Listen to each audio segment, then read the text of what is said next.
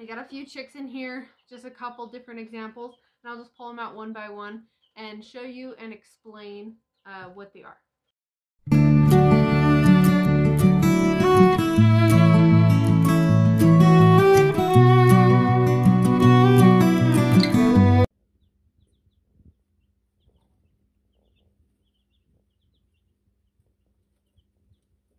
Okay, so I promised you guys that we would look at the breeds of chicks and go over my assessment on what they are.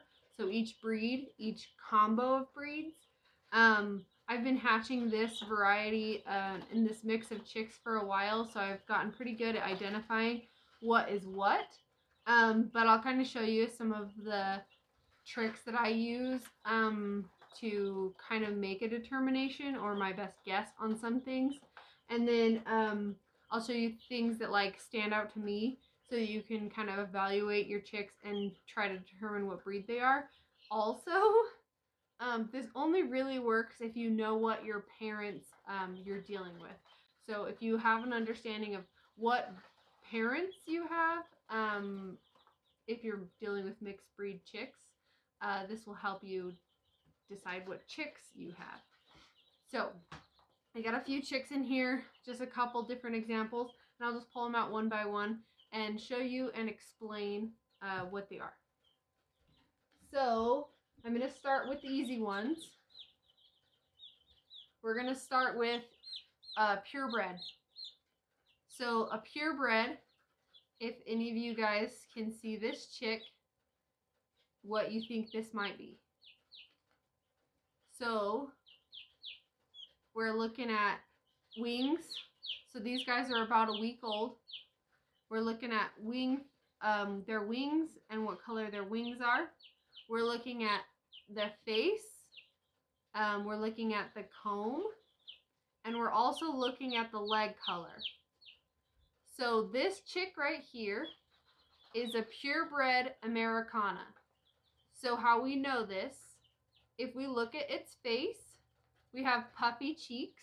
That's an Americana, so that's the beard gene. And then if you look at the comb, it's not a single comb, so you don't have a row of points right here on the nose.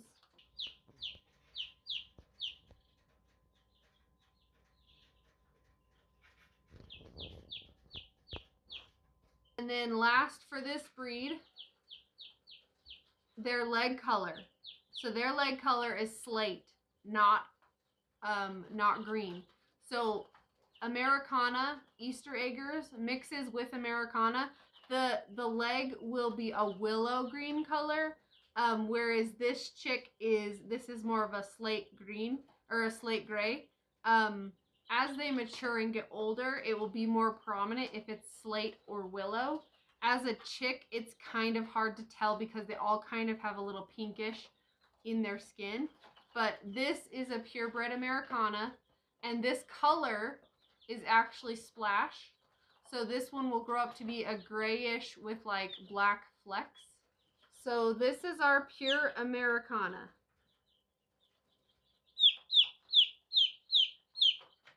Next up, we got two examples.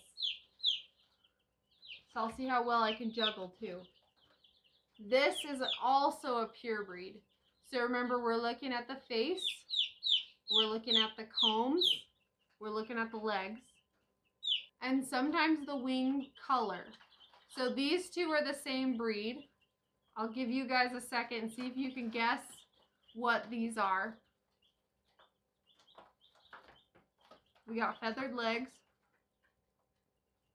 We got straight combs. And if you notice the leg color, we have a darker gray and then pink toes. So these two chicks are pure Marans. So these are a French black copper Maran and a French blue copper Maran. The French refers to the leg feathering. French varieties of Maran come with the leg feathering. And then there is an American version, or I'm not even sure if they call it American version, but there's another version of Maran that is not French and they don't have that leg feathering. I like the leg feathering, so I always deal with the French.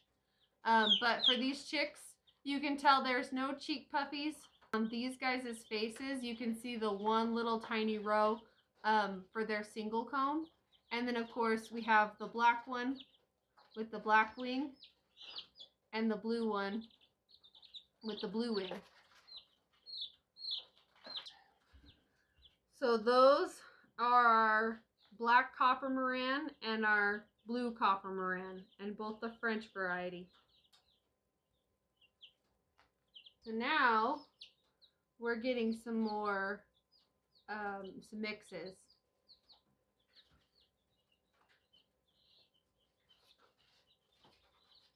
Okay, so these two, they're mixes.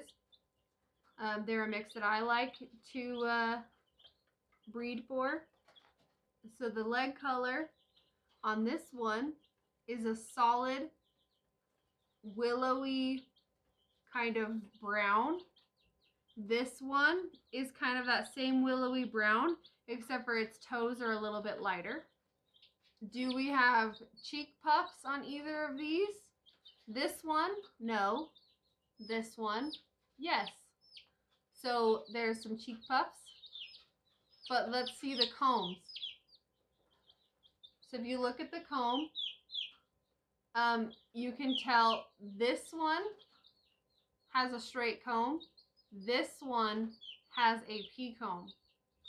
So what am I determining the breed as? This one is a second generation Olive Egger.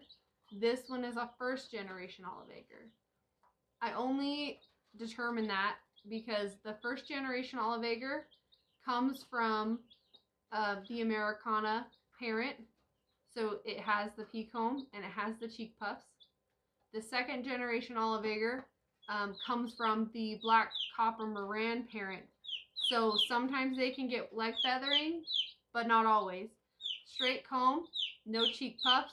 So that tells me first generation Olive Egger, second generation Olive Egger.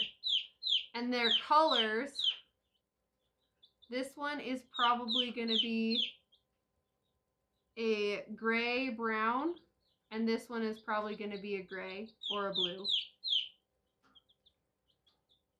Okay, those are our Olive Eggers. Alright, so next two are mixes again. They're kind of fun ones. They're difficult ones too, though. Okay, let's get these guys situated. If you can see, they are very similar. They are both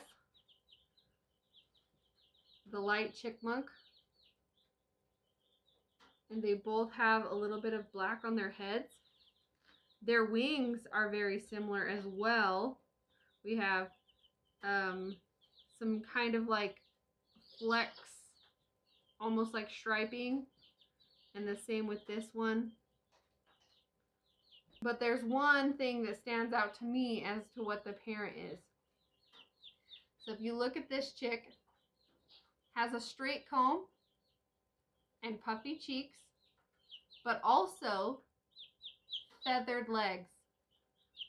So, because I got this from a mystery batch of chicks from somebody else, I know though that one of the parents was a salmon flaverol.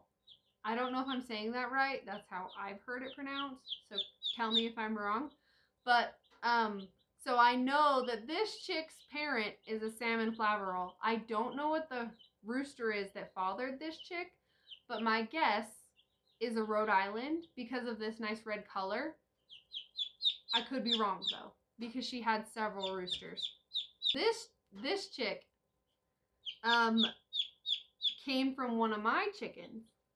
And so when I look at that and I see the chickmunk pattern and I see the little bit of eyeliner, the orange legs, not quite as orange as this one's, I think that this one is a Welsimer crossed with possibly one of my Olive Eggers.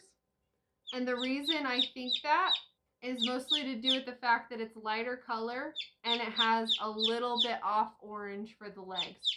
That's why I think this one is definitely a Welsimer cross, because it has Welsimer pattern almost all the way, except for it's too light to be a pure Welsimer.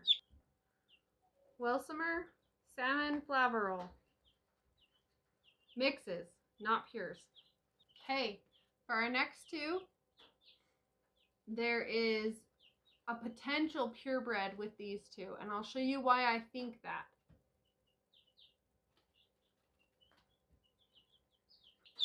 Very similar, again, very similar.